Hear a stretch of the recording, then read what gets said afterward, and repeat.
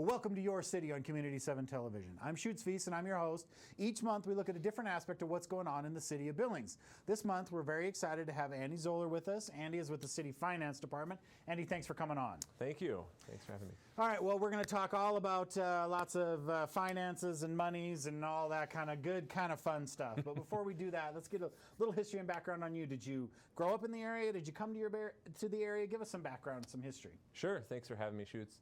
I moved here in '98 and went to high school at West High, graduated from West, and then did a little bit of time in Missoula, and then I transferred over to MSU Billings, where I ended up graduating with a degree from MSUB in accounting. And then I started off with a small firm here in Billings, auditing local governments all around the state. And then when a job opened up at the city, doing accounting for the city, it translated really well.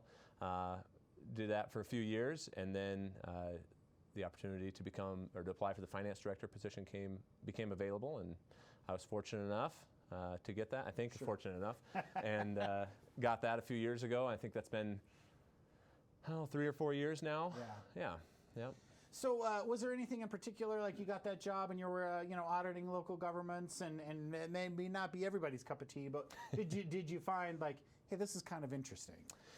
Yeah, when you get out of college at that point, it was like sweet a job, right? Yeah, so, right, there were definitely aspects that were really interesting. I mean, government is generally sustainable through economic both increases and declines. It's pretty stable.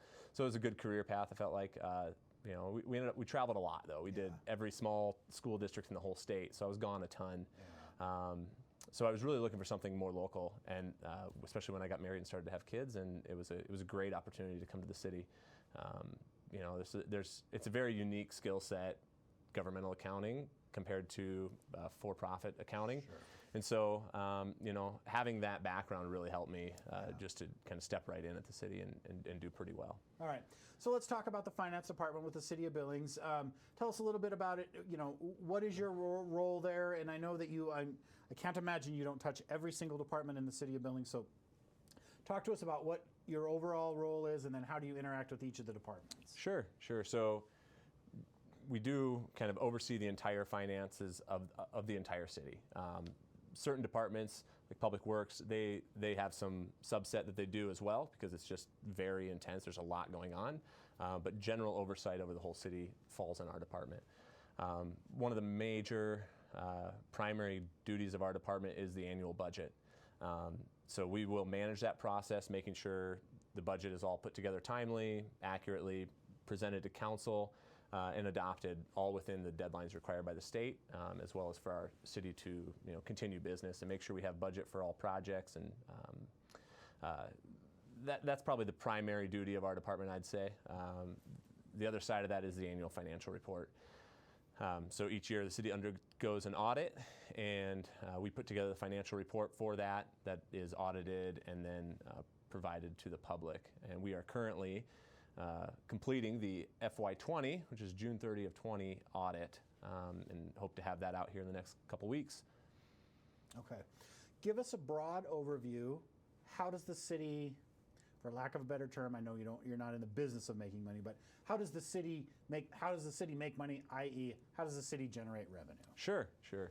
So I think the city has probably 3 or 4 ways that we generate revenue. The first and foremost is property taxes. That's the primary general fund government revenue source. That'll fund police, fire, parks, kind of your general core government services. Yeah. The other way we generate revenue is through sales of product, just like a business. You pay a water bill, sewer bill, solid waste. Those are user charges, so the more you use, the more you pay. Mm-hmm. We have a few departments that fund primarily through that source. Another way we fund projects at the city is through debt. Just like if you buy a house, most people don't pay cash. We also don't pay cash for large projects. We borrow the money and then pay it out over time. And then the final one that we get is we do get a state reimbursement. It's called state entitlement share, but it's generally, it's largely gambling taxes, but it's a variety of taxes that are collected and go to the state, and then they get redistributed out. Sure. Yeah.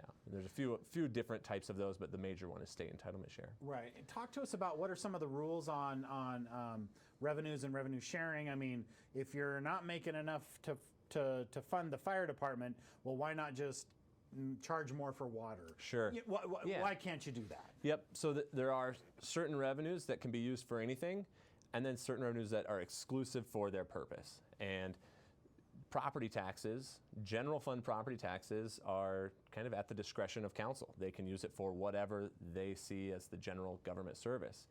But you cannot, there's a lot of state law that drives what you can and what you can charge for, though. So we can't just stop paying for our water bills with water funds and use it to pay for police department. There has to be a direct correlation. And so the city undergoes rate studies to make sure we're charging enough to fund our water infrastructure, water department. Same with wastewater and solid waste in our utilities section. But there are limitations on what you can and can't use those monies for. Another big one is grant revenue. So the city receives grant revenue for an airport project. That's what it has to be used for. And because it comes from the federal government, there's strings attached, right? Sure. Yeah, you can't use it. You may or may not be able to use it for operating. You may have to use it for a specific capital project. Sure. Just depends on what the grant grant comes for. Okay. And then on the expenses side, I mean, there's probably a bazillion of them, but can you give us maybe the top 3 or 4 things that the city spends money on? Yeah. There's actually a bazillion and one expenses, yeah. But the major expenses, it really depends on departments. By a dollar measure, it's going to be our capital projects. Just building roads, sewer, that sort of infrastructure, it's really expensive. And so if you just by a true dollar measurement, that's where you're going to find the city spending most of its money. But if you look in certain departments, you may find your police department is a service industry. There is almost no capital outside of buying cars. There's no capital expense there. It's all salaries. Yeah. And so, when you look at the city as a whole, it's capital. But when you start looking at departments, it's going to be kind of logical. But you're going to find in the service areas, it's going to be almost exclusively salaries is the major player there. Sure. All right. And then kind of let's talk a little bit about the pandemic and how it's affecting the city of Billings. Have you guys seen those effects yet? Given there is some lag in when you see a difference in revenue coming in that, I guess we probably should back up a little bit and talk a little bit about property taxes. And when do you see those go up or go down? And talk to us about that appraisal cycle and how that works with the city, with the City of Billings. Absolutely. So the way I describe our property tax system in our state to people who ask, it's only been one. So there's 2 functions really. There's a state function and then a city function. And it starts at the state. They look at every property in the entire state and place a value on it. That's done every 2 years in most cases. Some cases it's done annually. And they for residential properties, they typically use comparative market sales to say, your home's worth this much. Mm-hmm. So that's the first step. And that happens we receive that information in August of each year. The reappraisal happens every other year, like I said, but we get new values every year because there's new construction. Mm-hmm. That's typically the big driver. So we get that number in August.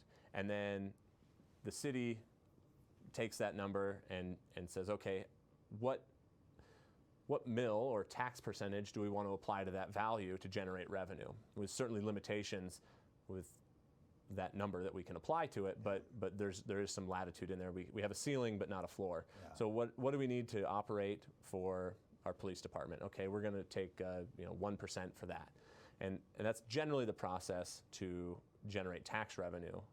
We receive it in August. We set our mills in September, and then the tax bills go out from the county in November. They collect it in November and distribute it to us in December, and then again. That's first half payment, and then second half payment we receive in June. So twice a year the city receives tax payments, right. December and June. All right. So under a normal year, twice a year, you have a pretty good idea what check is going to come to you from the county. Yep. So how long of a lag do you think you'll see? What impacts, if any, the pandemic has had on those property taxes, given that there is some time to work Sure. this through the process. Sure.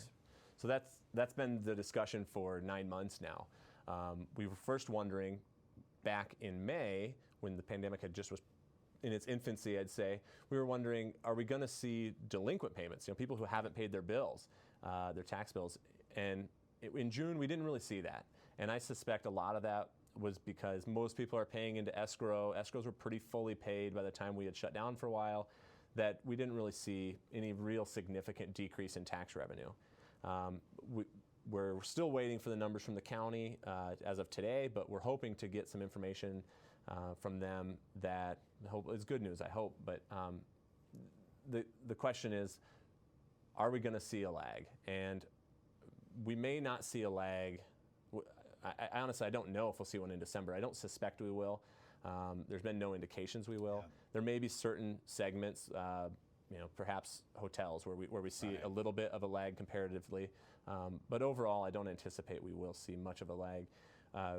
Where we might see it is, kind of as it goes out another year or two. Yeah. But because we don't have a sales tax, we aren't going to be affected as much, I don't think, because it's one of the benefits of a property tax is it's generally stable, right? Through economic decline or prosperity, it just kind of goes up slowly. It's pretty stable. It's a good revenue source to have, but there's pros and cons to it. But I think in economic decline for a city, it's good to have that because it's generally pretty stable. And then is there a sense that, I don't think we've seen, at least from what I can tell, home sales and prices going down. In fact, they've really kind of gone the other way. And I would think that would maybe also lead you guys to believe, we're just not going to see a big dip here. Yeah. So residential property value makes up about, I'm going to say, I think it's around 50 to 60% of the total city's property taxable value. And you're exactly right.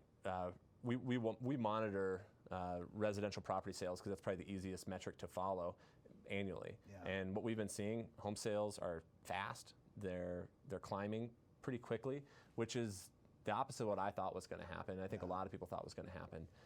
And so this year was not a reappraisal year, though. So we are only getting new money on new construction. Sure. We won't actually see what effect this, I would say, real estate boom has happened, or what effect that'll have on the city until next year. And so we're monitoring that pretty closely to see how that goes forward. Historically, the city's seen, I'm going to say it's about 2.5% increase. If you look over a pretty good trend of 6-8 years, it's about 2.5%. Where we really want to watch, it's a lot harder to, is that commercial activity. There's just not the information availability there, but that because it makes up such a big market or a big portion of the city's taxable value, it's something we watch. Is that something that okay? So say I own a strip mall, right? And I've got 4 tenants, and 2 of them are doing well in the pandemic for whatever reason. This is good times for them, and 2 of them, one of them's not doing well, and one of them ended up going out of business. So now I've lost a quarter of my rent on that. Is that going to be reflected in my property taxes, or you're not really going to see that? Yeah, it's going to suck for me as the business owner, but my taxes are going to stay the same. Or do I have the ability to say, hey, my income is way down over what it was before. I'm not paying that. So that's a good question that I don't have a great answer to. Okay. So the Department of Revenue, the State Department of Revenue, they're going to set your value.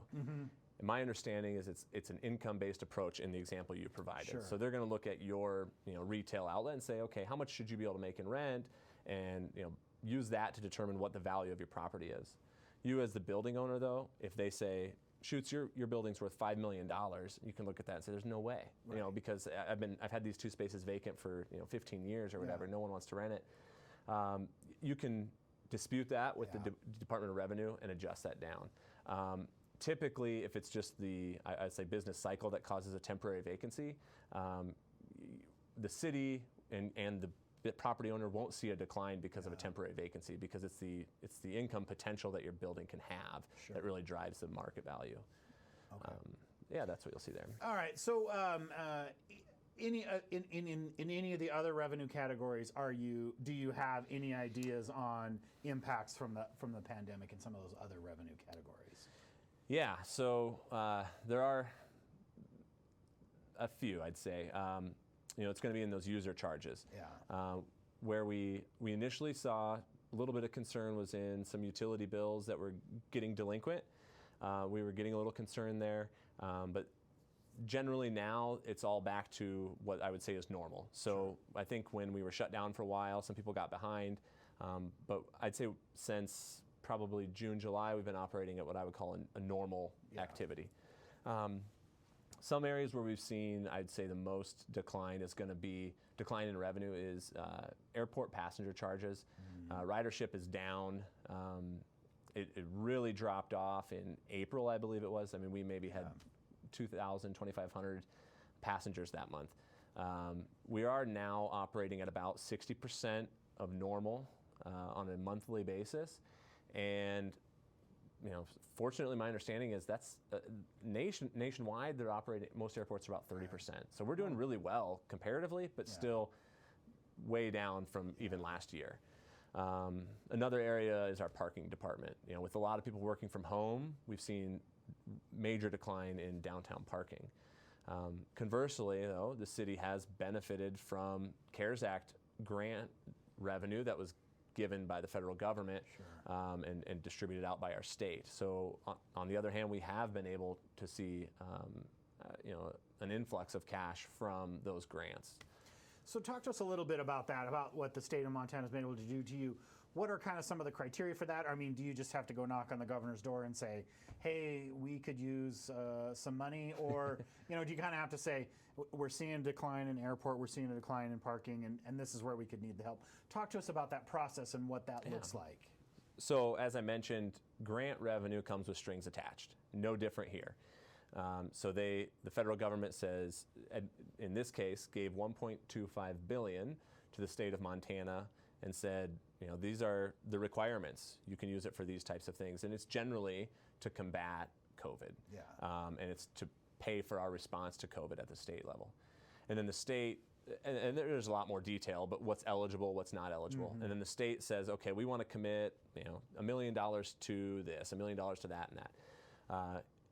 Montana and Governor Bullock, they set aside $300 million initially for local governments. There were elements from the Department of Treasury that said you can use this to, I can't remember it all, but it's generally to pay for things that weren't budgeted that are going to help the city respond to COVID.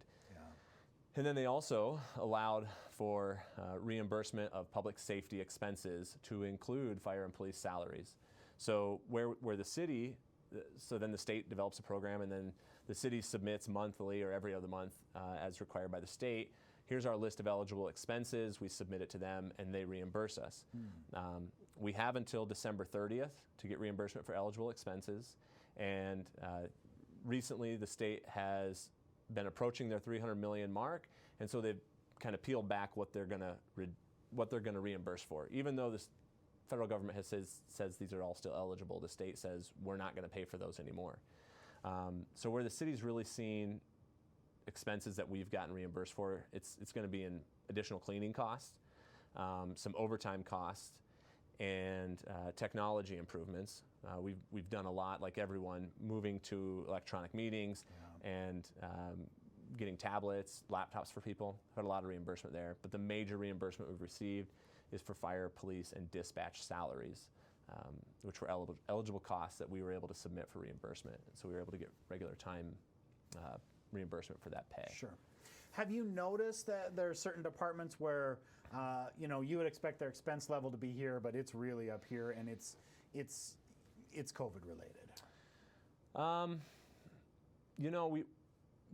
We do see it kind of in spurts, and it's going to be in overtime, really. When we have, and I haven't seen it in any major way. Okay. I'll start there, but we'll see it in spurts when maybe our facilities department, a few people got COVID and they were out, and so we were paying a lot of overtime for backfill, and then some additional cleaning costs actually contracted to come in and fill in.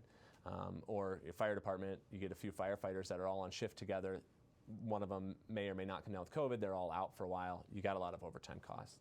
that's probably been the major increase. And then, like I said, the technology expenses. We've really had to change kind of our course of business to go to paperless, kind of contactless sort of interaction with the community. And there's been, I'd say, a fair amount of expense to do a lot of that. Are there any of those procedures that you guys have been implementing that you think, okay, the pandemic's over, but man, this works pretty good, and we're gonna keep doing it? Yeah, yeah. That I've kind of used this story once or twice before. It's been the silver lining of a pandemic. One of the things specific to my department, and I think it's true in other departments as well, is we have a process, and in this case, it's business licenses.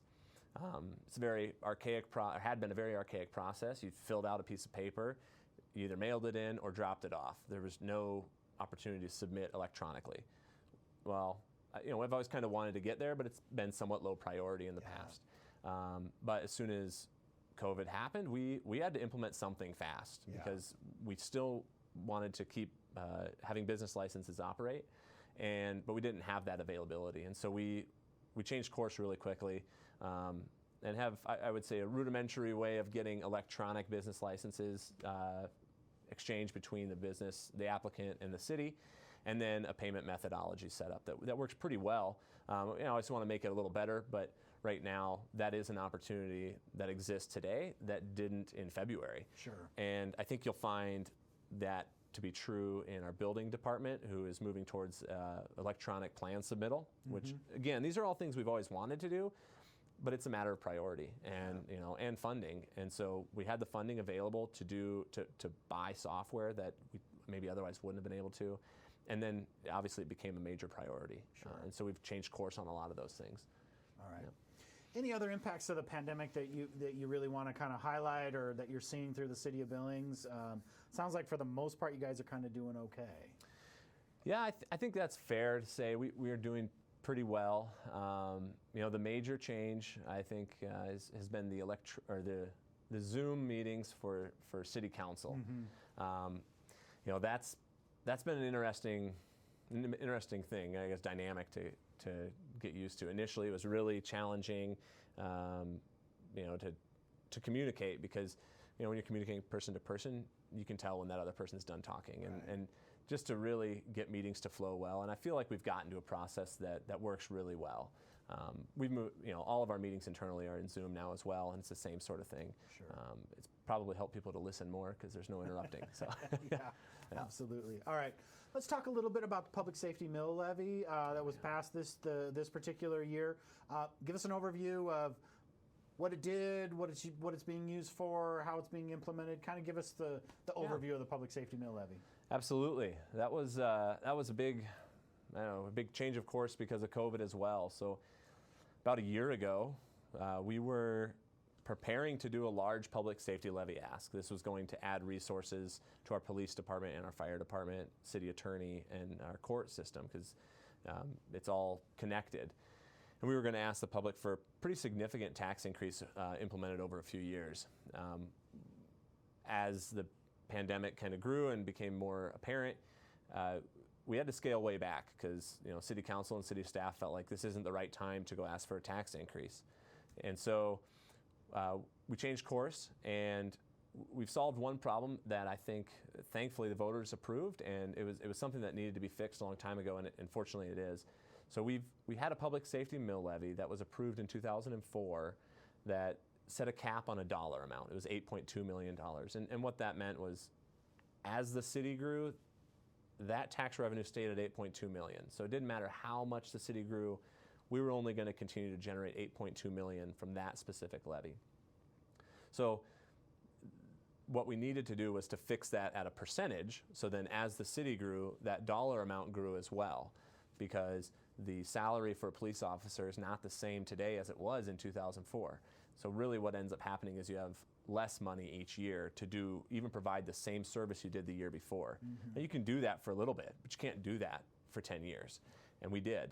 And so we fixed that to be at 60 mils rather than at $8.2 million. And so now, thankfully, the voters overwhelmingly approved that change. It didn't end up adding any resources to the city. We had been using reserves that were accumulated in years prior to pay for our budget. We knew we couldn't sustain that. This mill levy will grow as the city grows. It'll allow the city to pay officers, potentially hire 1 or 2 officers as the city grows, but it'll stay consistent with that growth in taxable value. That tax increase was on the bill that just got sent out. So that became effective immediately. So the November bill that went out had that on there. And then we should start seeing half of that tax collection come in this month, probably this week or next. We should get a pretty sizable payment. So from the my county. understanding, and tell me if I'm wrong, Andy, that the 60 mills you set it at was to match the 8.2 million that was previously the cap on it. So am I going to see a noticeable difference in my property tax bill when it comes due this time around, or I'll only notice it as the city grows? Sure. So it was actually going back. So in 2004, when that $8.2 million was the cap, it was at that time it would have taken 60 mills to get 8.2 million. Because that dollar amount stayed the same, last year we were levying 40 mills to get that 8.2 million. Okay. So everyone will see an increase, a 50% increase on that portion, not on your total tax bill, Right. on that portion, to get back to the 60 mills that it was back in 2004. So I will see a little bit of an increase Yeah. on my bill. Yeah. Yep. There will be an increase. I don't remember what it is offhand on your typical home. Yeah. Yeah.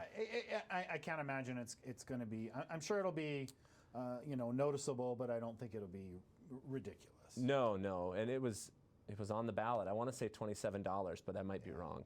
Yeah. And then, do you guys kind of do you need to wait for that impact to kind of be seen in the budget? And then I imagine there's some things kind of backed up that now you're going to have access to more money than you would have had otherwise. Yeah, so like I said, we were using, or had anticipated using, reserves that we had accumulated over time, say, and the way you get reserves, you just get cash in your bank. You spend a little bit less than you think you're going to spend. An officer retires and you have a vacancy for a month. Well, you didn't have to pay those salaries for a month, so we set it in the bank. And that's, put that on the large scale and you end up accumulating money over time. Well, at this time, we had been spending more than we were bringing in, and so we were finally using some of that money to backfill. So now we won't have to spend that money to backfill. We should be a lot more aligned with revenue and expenses, so they should generally equal out. So what we end up suggesting to council with that reserve is to use it for one-time money. It's not money that's going to come in, or for one-time projects, capital projects typically. It's not gonna come in for operating. You're not gonna be able to pay that salary over and over. So we don't want to hire staff with it. We want to address, one-time expenses. Whether that's, I don't know, building, Sure. repair, maintenance, sort of stuff like that. All right. Well, Andy, this is fascinating. I think you and I could talk about this for forever, but I don't know that everyone would love to hear a 2-hour conversation about this. But thank you for all you do for the City of Billings. As you explained, this is a very important role, one that's maybe not seen all the time, but one that's very important to the functioning of the city. So thank you for all you and your staff do to keep the city finances in line. All right, thank you, Schutz. You bet.